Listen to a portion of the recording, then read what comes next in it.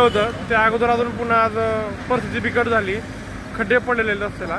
काय सांगाल 7 तारखेला आंदोलन आहे तुमचं? आम्ही या ठिकाणी समस्त धाराशिवकरांच्या वतीनं 30 तारखेला मान्य जिल्हाधिकारी यांना निवेदन दिलं होतं. बार्शीपूर रस्ता जो शहरातून जातो, जो राजमाता जिजाऊ चौक, छत्रपती शिवाजी महाराज चौक ते सांजा, हा रस्ता असताना त्या रस्त्याला अत्यंत खड्डे मोठे पडलेले आहेत.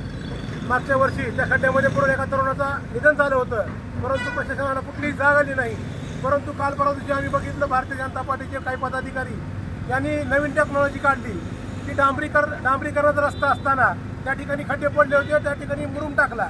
परंतु ते आज मुरुम बघा तुम्ही, पाऊस पडला फक्त 15 मिनिट तर त्या मुरुमाचा अक्षरशः चिखल झाला आहे आणि त्या खड्डे टाकलेला मुरुम पूर्ण निघून गेलेला आहे आणि या ठिकाणी अक्षरशः तळ साचलं होतं. आम्ही प्रशासनाला वारंवार सांगितलंय की या कामाचं उद्घाटन 9 महिन्यापूर्वी भाजप आमदार राणा पाटील यांनी केलं होतं, परंतु अद्याप देखील शहरामध्ये काम चालू झालेलं नाही.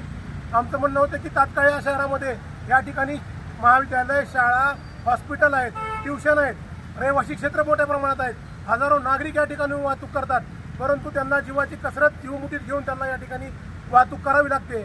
आम्ही या माध्यमातून तुमच्या सर्व पत्रकार माध्यमाच्या बांधवाच्या माध्यमातून समस्त धाराशिवकरांना आवाहन करतो की येणाऱ्या 7 तारखेला म्हणजे परवा दिवशी 7 ऑगस्ट वार गुरुवार सकाळी 11 वाजता RP कॉलेज समोर या रस्त्याचं काम तात्काळ व्हावं यासाठी रास्ता रोको आंदोलन करण्यात येणार आहे. तरी आपण सर्व धाराशिवकर म्हणून या ठिकाणी यावं ही आपल्या सर्वांना नम्र विनंती.